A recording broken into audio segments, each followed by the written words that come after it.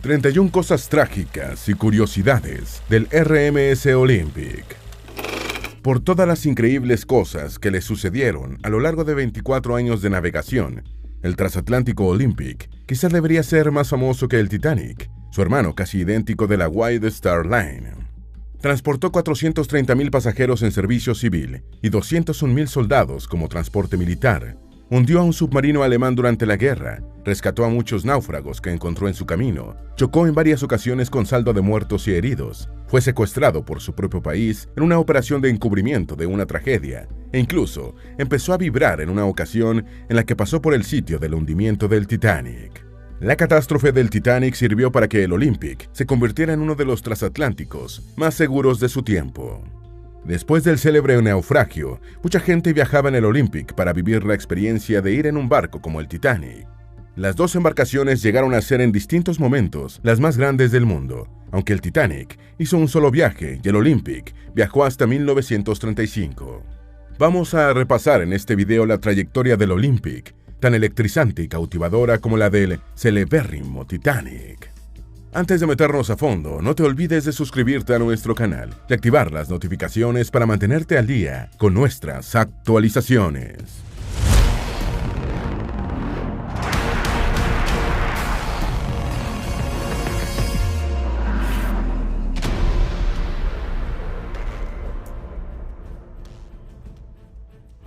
Número 1. Fue diseñado junto con el Titanic y el Britannic para superar en tamaño y lujo a los barcos de la competencia.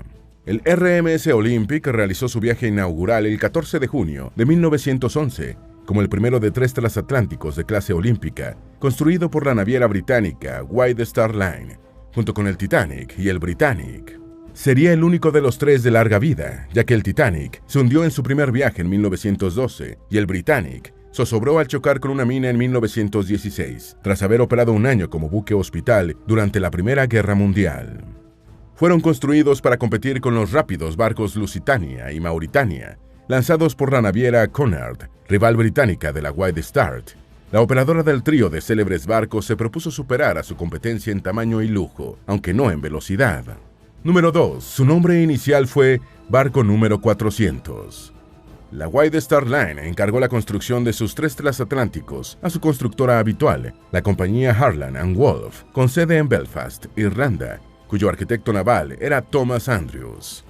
El primer diseño en salir de la mesa de dibujo de Andrews fue el del Olympic, cuya construcción comenzó 3 meses antes que la del Titanic. El astillero amplió sus instalaciones en Belfast para construir los 2 primeros transatlánticos, uno al lado del otro, quedando el Britannic para después. La White Star Line tenía por tradición poner los nombres a sus barcos antes del viaje inaugural, por lo que durante la fase de construcción, el Olympic fue identificado como el barco número 400, por ser el casco número 400 en el historial de la empresa irlandesa. El Titanic fue el número 401. Número 3. La White Star Line no reparó en gastos. La naviera presidida por Joseph Bruce Ismay quería que sus barcos batieran los récords de tamaño y lujo, y aunque estableció para el Olympic un presupuesto estimado de 3 millones de libras esterlinas y el margen de beneficio acostumbrado de 5% para Harland & Wolff, la constructora fue autorizada a excederse en lo que fuese necesario para asegurar los objetivos. Igual tratamiento presupuestario recibió el Titanic. Ismay aprobó el diseño del Olympic el 29 de julio de 1908 y 2 días después comenzó la construcción. La quilla fue colocada en diciembre de 1908 y la botadura tuvo lugar el 20 de octubre del año 1910, todavía como barco número 400. Número 4. La disposición de sus botes salvavidas fue idéntica a la del Titanic. El transatlántico era impulsado por 3 hélices, 2 laterales de 3 palas accionadas por 2 motores de triple expansión y una central de 4 palas con una turbina que aprovechaba el vapor emitido por los motores laterales, tecnología que se había probado 2 años antes en el SS Laurentic. El Olympic fue dotado de 14 botes salvavidas reglamentarios, 2 cúteres y 4 botes plegables, una disposición de embarcaciones de emergencia idéntica a la del Titanic. El bote plegable A fue puesto en el lado de estribor en el techo de las habitaciones de los oficiales. El B se colocó en el lado de babor y los C y D iban debajo de las embarcaciones salvavidas regulares, en ambos costados del buque. Número 5. Solo el Olympic, el Titanic y el Britannia tenían la gran escalera. El Olympic y el Titanic fueron dotados de similares instalaciones, accesorios y facilidades para pasajeros, con algunas pequeñas variaciones. Los viajeros de primera clase gozaban de lujosas cabinas, algunas con baños privados. Estos pasajeros podían comer en el amplio y confortable salón comedor o en el más íntimo restaurante a la carta en el que Leonardo DiCaprio estuvo a punto de enredarse con el uso de los cubiertos en la película Titanic. La espectacular gran escalera fue instalada solo en los 3 buques de la clase olímpica, así como los 3 ascensores situados detrás, que llevaban a la cubierta E. Otros lujos del Olympic eran una galería café decorada con palmeras, una sala de fumadores de estilo georgiano, piscina, gimnasio y baños turcos. Número 6. Los pasajeros de segunda y tercera clase viajaban en mejores condiciones. Si bien los pasajeros de segunda categoría no viajaban en pleno confort como los de primera, sus instalaciones estaban por encima de las equivalentes a su clase en otras navieras de la época. Los viajeros clase B contaban con biblioteca, sala para fumadores, un amplio comedor y un ascensor, todo un lujo en ese tiempo. Los pasajeros de tercera del Olympic también podían presumir de un mejor trato que los de otros transatlánticos. Dormían en cabinas para entre 2 y 10 literas, y no en un gran dormitorio común para todo el pasaje, y disponían de sala de fumadores, comedor y salón de usos múltiples. Número 7. La experiencia con su navegación permitió introducir mejoras en el Titanic. El Olympic era más limpio y elegante y menos ruidoso y contaminante que otros transatlánticos de la época, gracias en buena medida a las mejoras introducidas por el astillero en los sistemas motores y de generación de vapor que ya se habían probado en el SS Laurentic. Mientras que el Lusitania y el Mauritania, principales transatlánticos de la Cunard, consumían 42 toneladas de carbón por hora, el Olympic devoraba solo 27. La experiencia del primer año de navegación del Olympic permitió introducir algunas mejoras en el Titanic. La más importante fue que en el Olympic la mitad delantera del paseo de la cubierta A era totalmente abierta, mientras que en el Titanic se instaló una pantalla de acero con ventanas corredizas para crear un nuevo espacio de refugio. Por esta modificación, el Titanic aumentó su peso a 46.328 toneladas, 1.004 toneladas más que el Olympic, lo que le permitió reclamar el honor de barco más grande del planeta. Número 8. Su piso de lujo era de linóleo, mejorado a alfombras en el Titanic. Con la navegación del Olympic quedó claro que el área de paseo de la cubierta B de primera clase tenía poco uso, debido al amplio espacio disponible en la cubierta A para este fin. En consecuencia, Thomas Andrews decidió darle otro uso a este espacio casi ocioso, instalando en el Titanic suites de lujo, agregando un café parisien y ampliando el restaurante a la carta. Con esta modificación salieron perjudicados los pasajeros de segunda clase del célebre barco naufragado, ya que se redujo su área disponible en la cubierta B. El piso también estableció una distinción entre los dos barcos. En el Titanic, las áreas públicas contaban con alfombras Axminster, mientras que los más lujosos del Olympic eran de linóleo. Número 9. Hizo su primer viaje hacia su puerto de registro el mismo día del lanzamiento del Titanic. Una vez finalizadas las pruebas de maniobrabilidad, brújula, telegrafía y demás aspectos técnicos, el Olympic hizo su primer viaje, no comercial, el 31 de mayo de 1911, entre Belfast y Liverpool, su puerto de registro. La ceremonia de lanzamiento o botadura de una embarcación es una de las más importantes en la industria naviera, ya que es la primera vez que el barco va al agua a demostrar que puede navegar. Como estrategia publicitaria, la White Star Line programó el viaje del Olympic hacia Liverpool el mismo día de la botadura del Titanic. Número 10. Fue conducido en su viaje inaugural por el capitán Edward Smith, el mismo del Titanic. El Olympic estuvo un día abierto al público en Liverpool, y los liverpulianos no salían de su asombro con las dimensiones y suntuosidad del transatlántico. Después partió hacia Southampton, puerto al que llegó el 3 de junio para los preparativos del viaje inaugural. Había sido necesario construir el muelle de la Estrella Blanca para posicionar al barco y a sus demás parientes de la clase olímpica. El 14 de junio de 1911, el Olympic partió de Southampton en su viaje inaugural hacia Nueva York, con el barco al mando del capitán Edward Smith, quien moriría menos de un año después capitaneando el Titanic. Número 11. Bruce Ismay y Thomas Andrews hicieron el viaje inaugural. El Olympic llegó a Nueva York el 21 de junio y entre los felices pasajeros de ida y retorno iba Thomas Andrews y varios de sus ingenieros que habían participado en la construcción. En el pasaje también se encontraba Bruce Ismay, presidente de la naviera, atento a cualquier detalle para mejorar la funcionalidad de la máxima joya de la White Star Line. Ismay sobreviviría al desastre del Titanic, no así Andrews.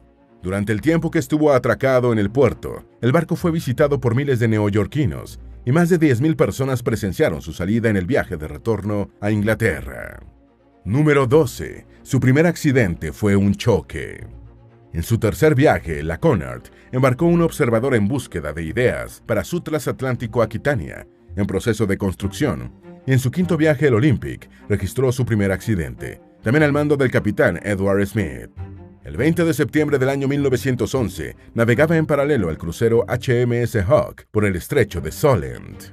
Aunque el capitán era Smith, el barco de la White Star iba gobernado en ese momento por el práctico del puerto, quien hizo un giro a estribor y el amplio radio de la curva sorprendió al Hawke y los barcos chocaron.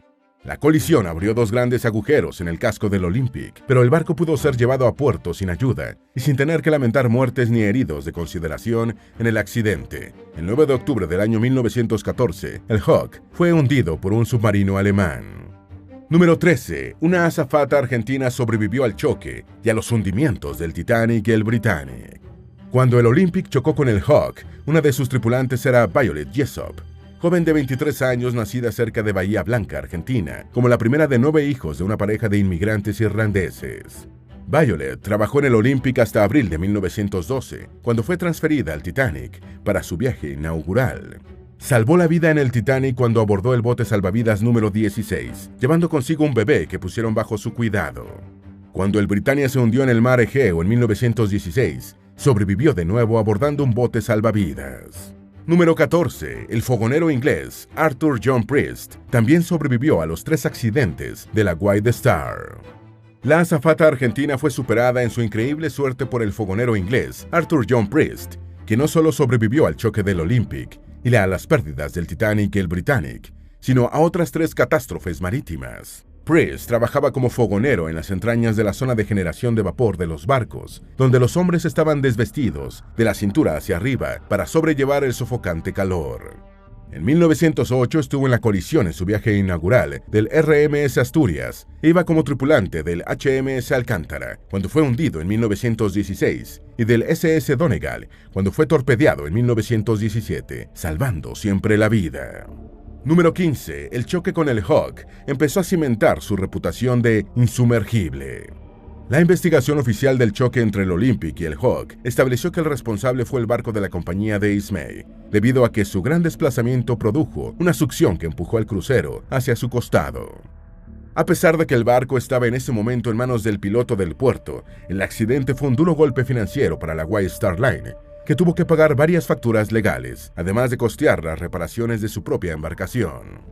Sin embargo, el hecho de que el Olympic se mantuviera a flote después de una colisión tan grande fue tomado como una demostración de su excelente diseño y empezó a cimentar su reputación de insumergible junto a la del Titanic. Número 16. Sus reparaciones retrasaron el viaje inaugural del Titanic. Fueron necesarias 2 semanas para hacer unos arreglos mínimos en el Olympic que le permitieran llegar a Belfast para las reparaciones mayores, que tardaron más de 6 semanas en completarse. Para acelerar la reconstrucción, Harland & Wolff utilizó un eje de hélice que estaba previsto instalar en el Titanic, lo que introdujo un retraso en la construcción de este. El Olympic volvió a navegar en noviembre de 1911, pero perdió una pala de hélice en Nueva York, y nuevamente Harland & Wolff utilizó en la reparación partes previstas para el Titanic, lo que retrasó su viaje inaugural del 20 de marzo al 10 de abril de 1912.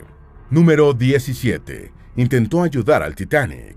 Cuando el Titanic iba rumbo a Nueva York en su fatídico viaje inaugural, el Olympic viajaba en sentido contrario, navegando hacia Inglaterra.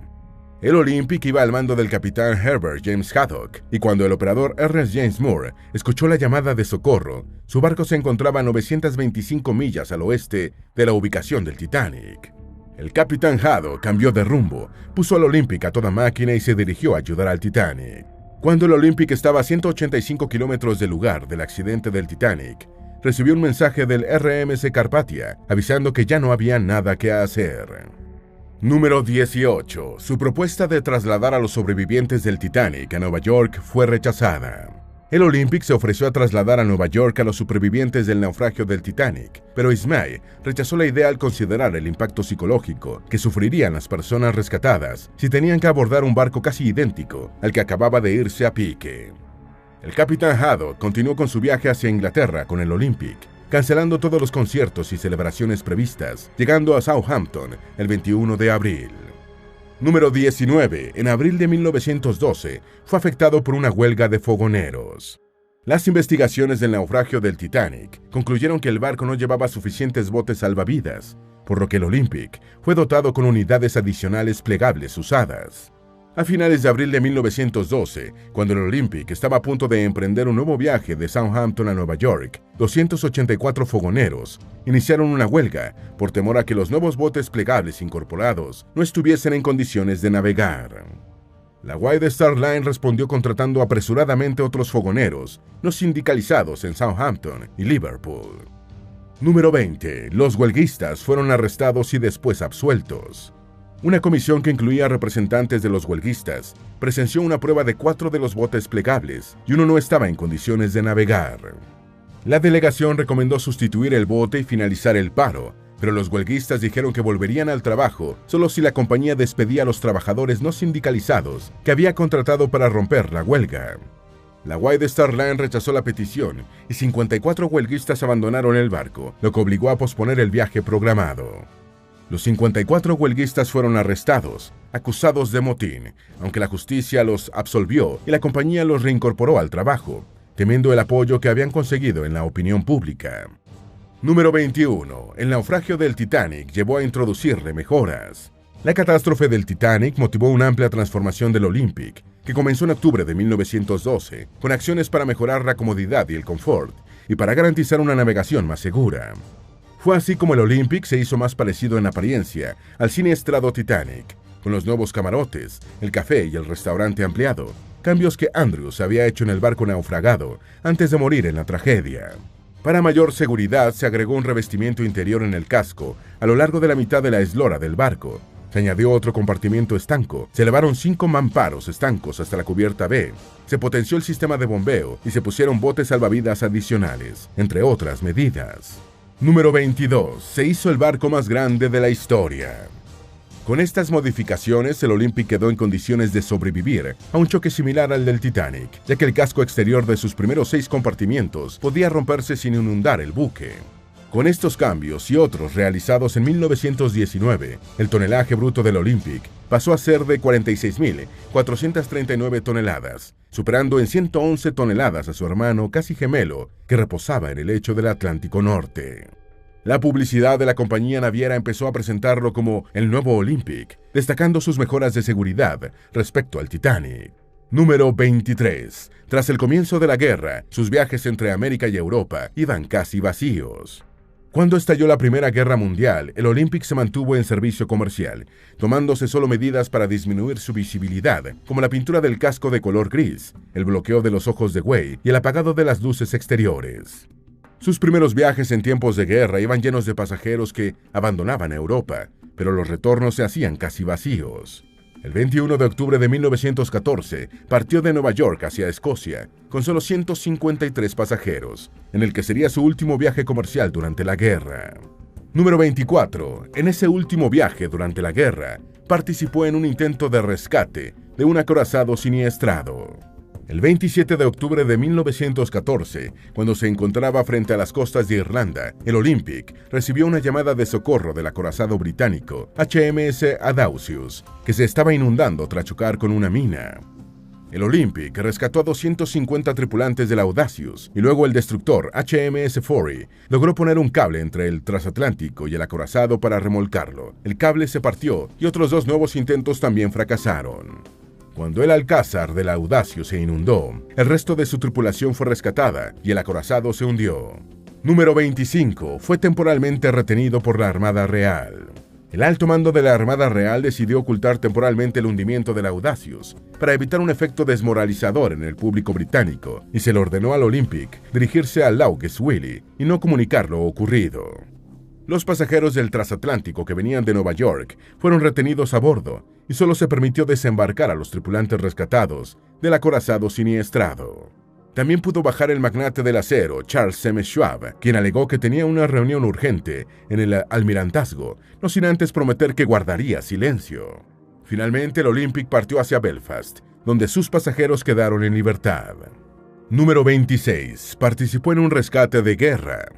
La White Star Line tenía previsto dejar fondeado el Olympic en Belfast, Pero en mayo de 1915, el barco fue requisado por el almirantazgo como transporte de tropas, decisión que se tomó tras muchas dudas debido a la lentitud de los transatlánticos. En octubre llevaba 6.000 soldados hacia Grecia cuando rescató a 34 náufragos de un barco francés que había sido hundido por un submarino enemigo. Su capitán, Bertrand Fox Hayes, fue reprendido por sus superiores por haber puesto en riesgo a su tripulación para salvar a los náufragos. El alto mando francés fue de otra opinión y otorgó a Hayes la medalla de oro de honor. Durante el resto de la guerra, el Olympic estuvo la mayor parte del tiempo transportando tropas canadienses y estadounidenses hacia Europa. Número 27. Hundió a un submarino alemán. La mayor hazaña del Olympic fue que, siendo un transatlántico comercial en servicio militar, pudo hundir a un submarino U-103 de la Armada del Kaiser Guillermo. El Olympic había sido dotado de cañones cuando pasó al servicio militar y el 12 de mayo de 1918, sus artilleros no dudaron en disparar contra un submarino al que avistaron en la superficie en el Canal de la Mancha, que después fue hundido mediante un choque. Esta vez el capitán Hayes no se detuvo a rescatar náufragos. Después se supo que el Olympic había tenido mucha suerte, ya que los alemanes tuvieron contratiempos cuando cargaban los torpedos para dispararle. Durante la guerra, el transatlántico transportó más de 200.000 soldados, recorriendo casi 300.000 kilómetros y devorando 347.000 toneladas de carbón. Número 28. Durante las reparaciones después de la guerra, se descubrió que posiblemente fue impactado por un torpedo alemán. Finalizada la guerra, el Olympic entró en dique seco en Belfast para modificaciones y reparaciones, siendo la más importante el cambio de carbón a aceite, que permitió reducir el tiempo de repostaje de varios días a 6 horas. Durante las reparaciones se descubrió una gran abolladura en su casco, que quizá fue producida por un torpedo alemán que no estalló, disparado por el submarino alemán al que hundió. Número 29. Empezó a vibrar mientras pasaba por el lugar del hundimiento del Titanic. El 18 de noviembre de 1929, afloraron los nervios entre los pasajeros del Olympic, cuando el barco empezó a vibrar mientras pasaba por la última posición conocida del Titanic. Se cree que las vibraciones fueron producidas por el terremoto de Grand Banks. Número 30. Tuvo un último choque en 1934. El 15 de mayo del año 1934, en medio de una densa niebla, el Olympic chocó con el buque faro de Nantucket, partiéndolo y hundiéndolo. 4 miembros de la tripulación se hundieron y perecieron durante el accidente, y otros 3 fallecieron a consecuencia de las heridas sufridas. Los sobrevivientes del buque faro reconocieron que el Olympic había reaccionado rápidamente después de la colisión, salvando la vida de 4 tripulantes de la pequeña embarcación impactada. Número 31. Fue desguazado en 1937. En 1934, en medio de la Gran Depresión, la White Star Line y la Cunard se fusionaron después de haber sido rivales históricos. De la unión surgió la Cunard White Star, que recibió el apoyo del gobierno británico para construir el Queen Mary y el Queen Elizabeth. El Olympic hizo su último viaje hacia Nueva York en abril de 1935 y retornó a Inglaterra para ser fondeado en Southampton. En el otoño de 1935, fue comprado para desguace por el rico parlamentario Sir John Harvis, quien pagó 97.500 libras, proporcionando trabajo a los desempleados. El desguace del Olympic terminó a finales de 1937, después de que su mobiliario, decoración y demás objetos de valor fueron vendidos en subastas. Sus decenas de miles de toneladas de chatarra alimentaron los hornos de las acerías inglesas. Esperamos que este video te haya sido útil. Si tienes algo que agregar, por favor, compártelo con nosotros en la sección de comentarios. Dale me gusta a este video y envíale el enlace a tus familiares y tus mejores amigos para que también sepan más de las 31 cosas trágicas y curiosidades del RMS Olympic. Si eres nuevo en nuestro canal, no olvides suscribirte. No se te olvide seguirnos en todas nuestras redes sociales, que van a estar aquí abajo en la descripción. Recuerda, un pueblo que no conoce su historia está condenado a repetirla.